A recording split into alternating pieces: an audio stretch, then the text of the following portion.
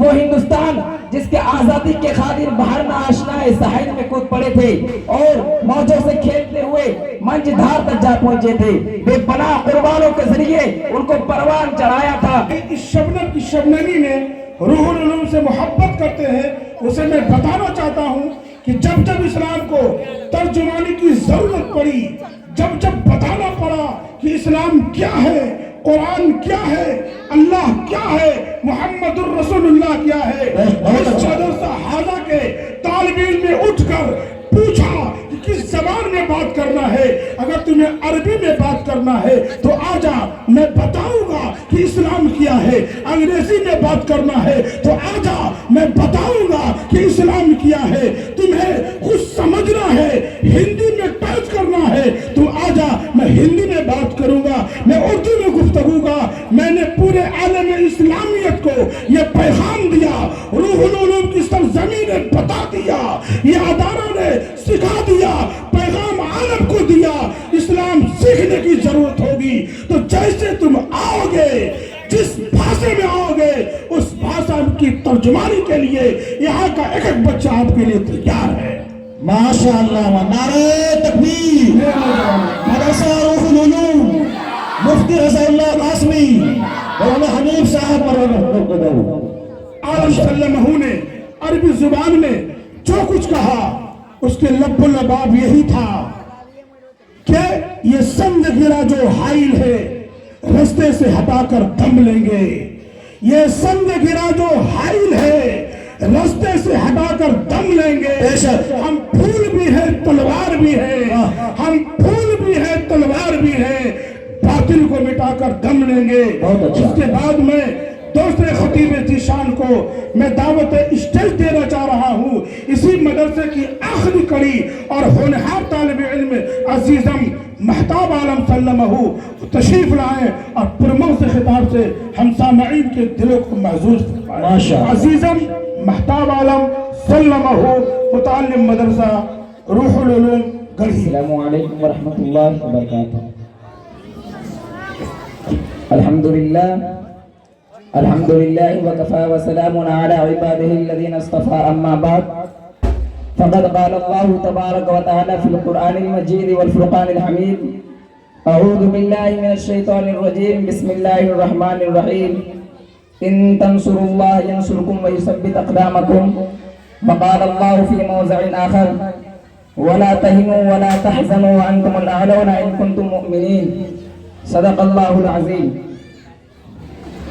جب گلستان کو خون کی ضرورت پڑی تو سب سے پہلے ہی گردن ہماری کٹی، کہ جب گلستان کو خون کی ضرورت پڑی تو سب سے پہلے ہی گردن ہماری کٹی، پھر بھی کہتے ہیں ہم سے یہ اہل چمن، یہ چمن ہے ہمارا تمہارا نہیں۔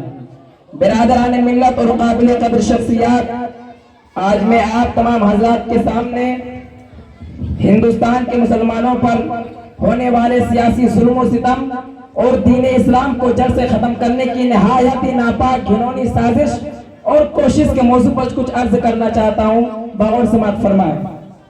وہ ہندوستان جس کی حریت کے باغ کو مسلمانوں نے اپنے خون جگر سے سینچا تھا، وہ ہندوستان جس کے آزادی کے خاطر باہر نہ آشنا ساحل میں کود پڑے تھے اور موجوں سے کھیلتے ہوئے منج دھار تک جا پہنچے تھے، بے پناہ قربانوں کے ذریعے ان کو پروان چڑھایا تھا۔ آج اسی ہندوستان کے اندر مسلمانوں کو طرح طرح کی اذیتیں تکلیفیں پہنچائی جا رہی ہے۔ آج اسی ہندوستان کے اندر مسلمانوں کے قلوب سے دین کی محبت ختم کرنے کی نہایت ہی ناپاک گھنونی سازشیں ہو رہی ہیں۔ اس میں شک و شبہ نہیں کہ دنیا میں حق و باطل کا تصادم روز ازلی سے جاری ہے۔ ظالم و جابر، طاقتور و کمزور و مظلوم کی بہت کہانیاں قدیم ہے۔ خدمہ انسانیت پر کئی بار بجلیاں گری ہے، باغ آدم میں کئی بار آندیاں آئی ہے، وحشت و بربریت نے بارہا انسانیت کا منہ نوچا ہے اور حیوانیت کا ننگا ناچ کیا ہے۔ اس میں شک نہیں کہ ہم پر مذاہب کے پہاڑ ٹوٹے جا رہے ہیں۔ ہم مسلمان بے قصوروار کو فرقہ پرستوں نے ظلم و ستم کا نشانہ بنایا ہے۔ ہماری ماں بہنوں کی عزت و آبرو لوٹی جا رہی ہے۔ برادران ملت، یہ تو ہندوستان میں کسی بھی دور میں مسلمانوں کا کوئی حامی نہیں تھا، لیکن جب سے یہ فرقہ پرست اس ملک میں جنم لیا ہے اس وقت سے مسلمانوں کی رہی سہی سکون و چین چھن گیا ہے، کیونکہ نہ جانے ان فرقہ پرستوں نے دین اسلام کو ختم کرنے کے لیے کیسی کیسی رچنا رچی ہے۔ غور تو کرے، کبھی وندے ماترم جیسی ناپاک چیز کو نافذ کرنے کا حکم ملتا ہے جس کی وجہ سے نیندیں حرام ہو گئی تھی۔ آج بھی بہت سارے اسکولوں میں یہ گیت گائے جاتے ہیں، آج بھی بہت سارے مکاتبوں میں یہ گیت گائے جاتے ہیں جس گیت میں سراسر کفر بھرا ہوا ہے، جس گیت کو ایک بار پڑھنے سے مسلمان نہیں رہتا، جس گیت کو ایک بار پڑھنے سے انسان خارج اسلام ہو جاتا ہے۔ آج وہی گیت ہمارے ہندوستان کے مدارس و مکاتب میں بچوں کو پڑھنے کے لیے مجبور کیا جا رہا ہے۔ آج اسی ہندوستان کے اندر مسلمانوں کے مدارس و مکاتب و مساجد کو دہشت گرد کا اڈا قرار دیا جا رہا ہے، اور یہ الزامات لگایا جا رہا ہے کہ جتنے بھی فسادات ہو رہے ہیں ان کا پیشوا لیڈر یہ ملا ہے، لہٰذا ان کو ختم کیا جائے۔ اور انہوں نے اس کے آسان صورت یہ نکالے کہ مسلمانوں کی تمام مدارس و مکاتب و مساجد کو ختم کر دے، لیکن شاید انہیں معلوم نہیں کہ جب تک مسلمانوں کی سانس چلتی رہے گی اس وقت تک دین اسلام پر ایک آنچ آنے نہیں دیں گے۔ شاعر کہتا ہے کہ ہم تمہاری دھمکیوں سے خوف کھا سکتے نہیں، ہم تمہاری دھمکیوں سے خوف کھا سکتے نہیں، اور ظلم کے آگے ہم اپنا سر جھکا سکتے نہیں۔ ہم تمہاری دھمکیوں سے خوف کھا سکتے نہیں، ظلم کے آگے ہم اپنا سر جھکا سکتے نہیں۔ ہے یہی تاریخ اپنی، ہے یہی فلسفہ کہ ہم زمانے میں دبانے سے ابھرتے ہیں سدا۔ برادران ملت، اپنے غفلت کی چادر چاک کر کے عقل و ہوش کی زرہ پہن لو، اپنے اندر انقلاب پیدا کرو، اپنے تقدیر کو سنوارو۔ قرآن خود کہتا ہے ان اللہ لا یغیر ما بقوم حتی یغیر ما بانفسہم، یہ ایک ٹھوس حقیقت ہے۔ شاعر کہتا ہے کہ خدا نے آج تک اس قوم کی حالت نہیں بدلی، کہ خدا نے آج تک اس قوم کی حالت نہیں بدلی، نہ ہو جس کو خیال خود اپنی حالت بدلنے کا۔ ہم بہت کچھ کھو چکے ہیں، لیکن ہمارے پاس سب سے بڑی متاع اسلام ہمارے پاس موجود ہے۔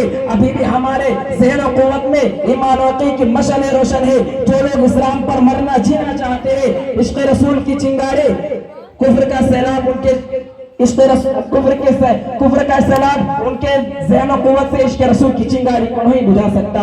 حدیث ہے الحق یعلو ولا یعلی، حق ہمیشہ سربلند اور غالب ہوتا ہے، اس کو کوئی چیز مغلوب نہیں کر سکتی۔ میں ایک بات عرض کرنا چاہتا ہوں کہ آج ہمارے علماء دیوبند پہ کیچڑ اچھالا جا رہا ہے، آج ہمارے علماء دامن پہ داغدار بنایا جا رہا ہے۔ اور